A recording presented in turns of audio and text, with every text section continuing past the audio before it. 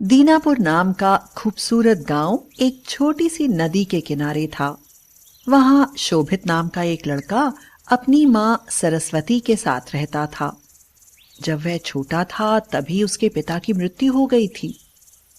आजा बेटा, नाश्ता कर ले और फिर स्कूल जा। देर हो रही है, मुझे भी कुछ करना है। ऐसे नहीं माँ, मैं ऐसे नहीं खाऊंगा। मुझे ये रूखी रोटी अच्छी नहीं लगती। मैं तो दूध के साथ खाऊंगा। मुझे दूध भी चाहिए।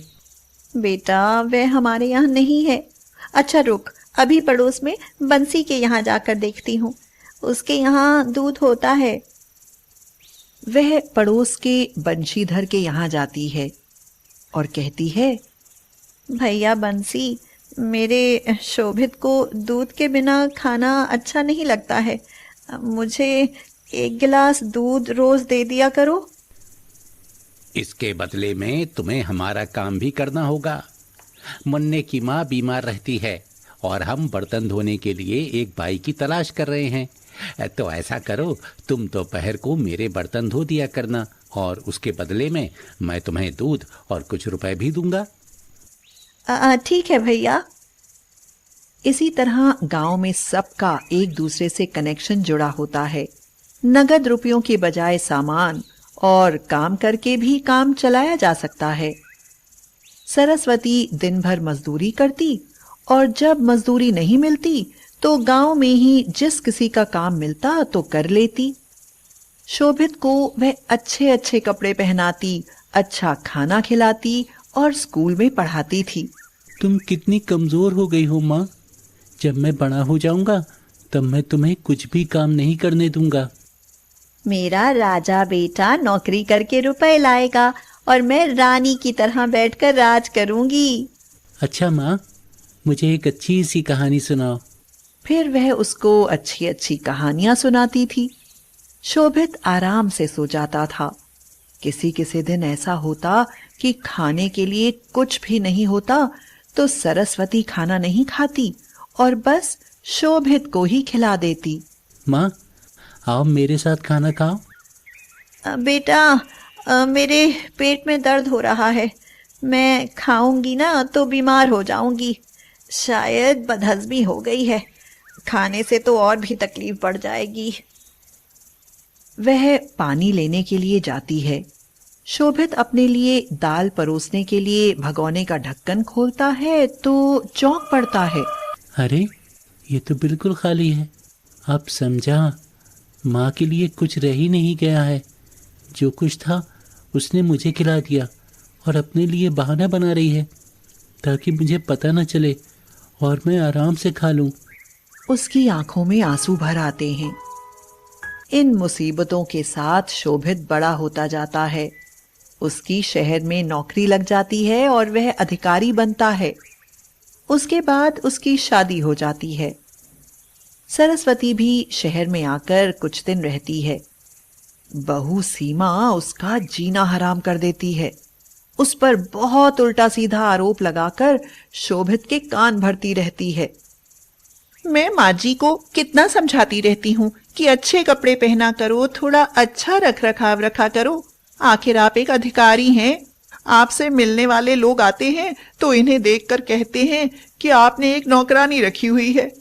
ये हमारी जानबूझकर बदनामी कराती है। हाँ, तुम ठीक कह रही हो। हमारा स्टैंडर्ड है और ये उसको गिराने में लगी हुई हैं। इससे तो अच्छा है कि ये गांव में जाकर रहें। माँ, आप गांव में रहो, मैं आपका खर्चा भेज दिया करूंगा। बेटा, अगर मेरे रहने से तुम्हारी बदनामी होती है तो मैं गांव में रह लूंगी। मैं तुम्हारा खर्चा लेकर क्या करूंगी?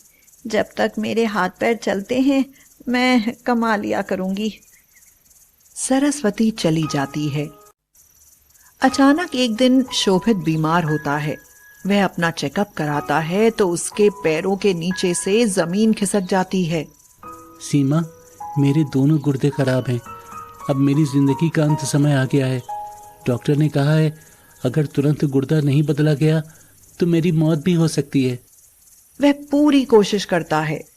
रिश्तेदार, दोस्त, परिचित सबसे कहता है, लेकिन उसे गुर्दा कहीं नहीं मिलता। ना ही कोई दान करता मिलता है। अचानक एक दिन एक गुमनाम दानकर्ता उसको अपना गुर्दा दान कर देता है, जिससे उसका ऑपरेशन होता है। 15 दिन अस्पताल रहने के बाद शोभित ठीक होकर अपने घर पर आ जाता है। उसकी पत्नी सीमा उससे कहती है, देख लिया तुमने अपनी माँ का प्यार।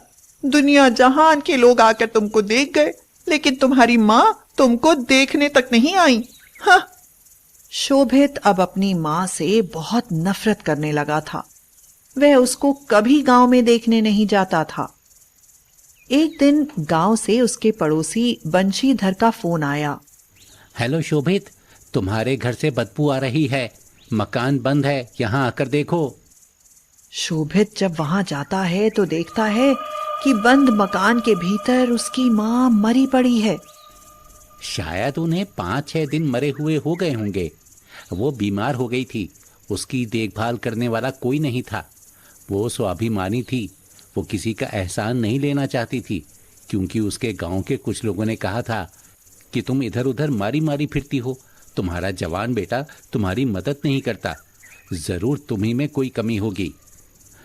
सामाजिक दबाव में माँ का क्रियाकर्म तो करना ही पड़ेगा, लेकिन मेरी इच्छा नहीं है। माँ का दाह संस्कार करके शोभित घर आता है तो पड़ोस के सभी लोग जमा होते हैं और वे शोभित को धिक्कारने लगते हैं। शोभित, हम तुम्हें ऐसा नहीं समझते थे। तुम्हारी खातिर चाची ने पूरी जिंदगी मजदूरी की और अपने शरीर का, खान पान का कभी कोई ध्यान नहीं रखा। तुम सब भूल गए? कौन इतना करता है? तुम्हारी पत्नी ने उन्हें शहर से लड़ झगड़ कर भगा दिया, और कोई माँ होती तो तुमको देखने तक नहीं जाती, लेकिन उन्होंने तो अपना गुर्दा तक तुम्हें दे दिया। यह बात सुनकर शोभित को जैसे करंट लगा।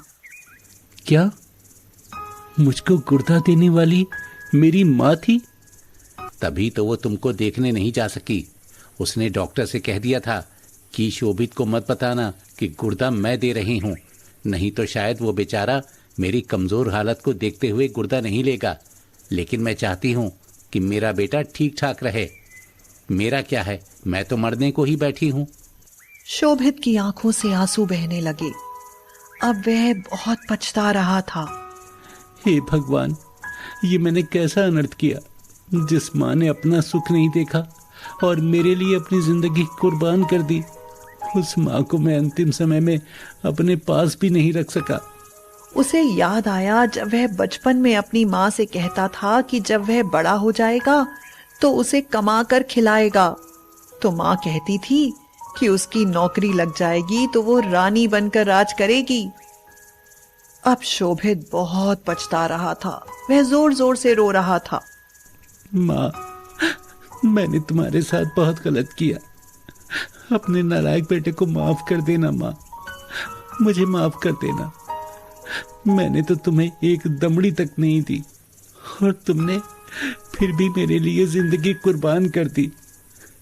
मैंने तेरे साथ दुश्मनों से बर्ताव किया माँ, मुझे माफ कर दे माँ, मुझे माफ कर दे।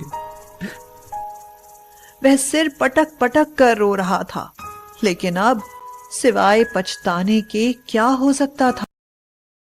इस कहानी से हमें यह सीख मिलती है, माँ के बिना जीवन अधूरा है। कभी माँ को इग्नोर ना करें, उसकी हो सके उतनी सेवा करें। माँ का कर्ज जीते जी कभी नहीं उतार सकते।